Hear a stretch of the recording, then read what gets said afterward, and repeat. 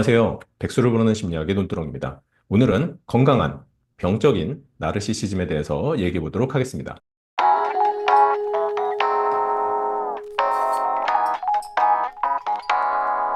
요즘 사회에서 나르시시즘에 대한 얘기를 굉장히 많이 하고 있는데요. 그 의미 자체는 자기 자신을 그냥 사랑하는 것. 그래서 자기애라고 우리나라 말로 표현을 하죠.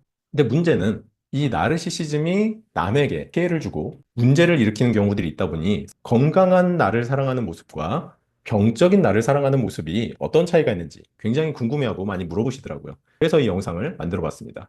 먼저 건강한 나르시시즘, 건강한 자기애에 대해서 얘기를 하자면요. 자아상을 살펴보면 건강한 자신감을 가지고 있죠. 그 건강한 자신감 안에는 진짜 나의 능력을 알고 있기 때문에 그게 가능합니다. 그래서 자신에 대해서 긍정적인 감정을 가지고 있죠. 무언가를 나는 해낼 수 있어. 라는 그런 생각들을 가지고 계시고요. 그리고 행복감을 느끼기도 하고, 기쁨을 느끼기도 하고, 그렇습니다. 그러다 보니 자신에 대한 신뢰감을 가지고 그래서 현실성 있는 자기 가치감, 그래서 자기 객관화가 잘 되어 있어야 된다라는 게 전제가 되기도 합니다. 근데 가끔 물어보시는 게요. 아이들이 너무 과도한 자기애적인 모습을 보이는데 이게 문제가 되나요? 라고 많이 물어보십니다. 이건요. 부모에게 사랑받고 건강한 어린 시절에는 당연히 나타나는 겁니다. 근데 성장하면서 외부의 모습과 내면에 있는 나의 모습의 균형을 잡게 되죠. 근데 이게 문제가 되면 병적인 나르시시즘으로 연결이 될 수도 있긴 합니다. 근데 기본적으로 아이들에게는 이러한 모습이 나타난다는 거 너무 당연하다고 생각하셔도 될 것 같고요. 그렇다면 건강한 나르시시즘을 가진 사람들은 위기 상황에서 어떻게 하느냐? 자신을 사랑하고 타인의 마음을 공감할 수 있기 때문에요. 위기 상황에서 나도 보호를 하고 타인도 함께 보호를 하려고 합니다. 자신의 문제점을 수용할 수 있기 때문에요. 자신을 더 건강한 사람으로 성장시킬 수가 있겠죠. 내가 이러한 점을 보완해야 되겠구나. 이러한 면을 내가 극복해야 되겠구나라고 생각을 하는 거죠. 상황을 객관적으로 볼 수 있게 됩니다. 그래서 어떤 상황에서의 문제점을 명확히 파악하고요. 효과적이고 건설적인 대처를 할 수 있게 됩니다. 대인관계면을 살펴보면 먼저 상호 존중을 할 수 있게 됩니다. 나에 대한 건강한 자존감을 가지고 있고 나에 대해서 건강하게 자기애를 가지고 있기 때문에 내 안에 사랑이 넘쳐나야 타인에게 사랑을 줄 수도 있고요. 그러다 보니까 학교 폭력 같은 경우에 대한 연구를 살펴봐도요.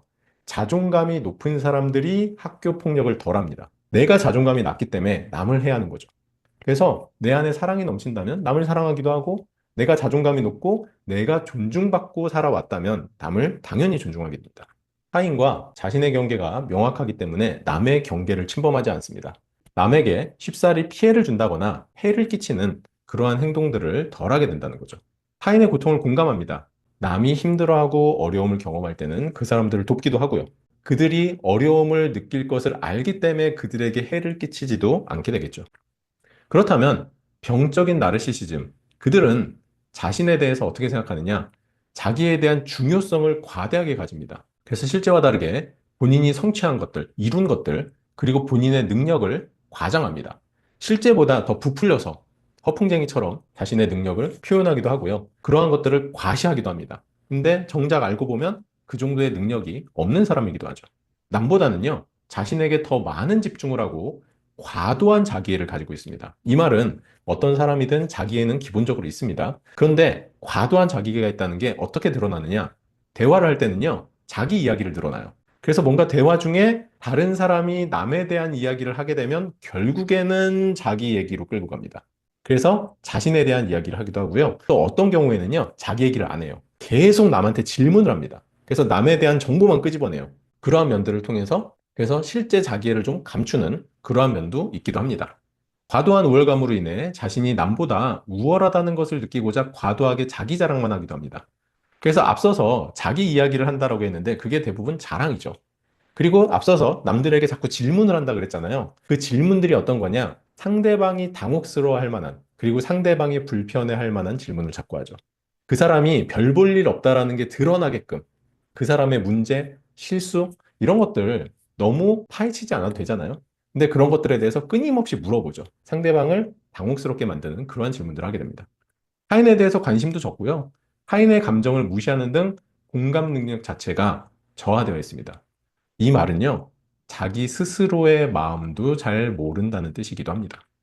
그래서 조언을 구하면서도요, 정작 주변에서 조언을 해주잖아요. 그럼 또 고집이 셉니다. 왜 고집이 세요? 내가 잘나야 되거든요.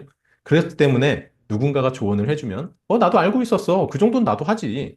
그런 식으로 자신의 생각을 바꾸려 하지 않거나 자신도 알고 있는 거야. 이런 식의 반응들을 많이 하죠. 그리고 자신의 불완전함, 단점이나 부족한 점, 실수, 이러한 것을 절대 인정을 하지 않고요. 그러한 것들을 좀 느끼게 만드는 상황이나 느끼게 만드는 이야기를 하는 사람들을 굉장히 비난하고 공격을 할 수도 있습니다. 그렇다면 이들은요, 위기 상황에서 어떻게 나타나느냐? 자신이 명백하게 무언가 잘못을 한 상황에서도 문제를 인정하지 않고요, 남 탓만 합니다.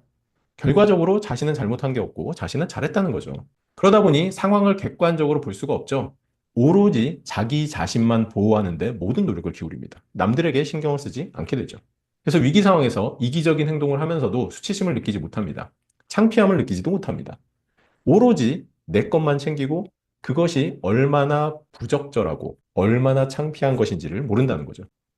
이들은요, 대인관계에서 자신이 특별하기 때문에 자기 같은 사람하고만 만나고 그런 사람과만 관계를 해야 된다고 얘기를 합니다. 때로는요, 실제와 다르게 누군가와의 친분을 과시하기도 합니다. 내가 누구랑 친해, 누구랑 친해, 뭔가 좀 능력이 있고 힘이 있는 그러한 사람들과 친한 척을 많이 하기도 하죠. 특권의식으로 인해서요, 남에게 대접받고자 하거나 예의가 없거나 거만한 태도로 타인을 불편하게 만듭니다.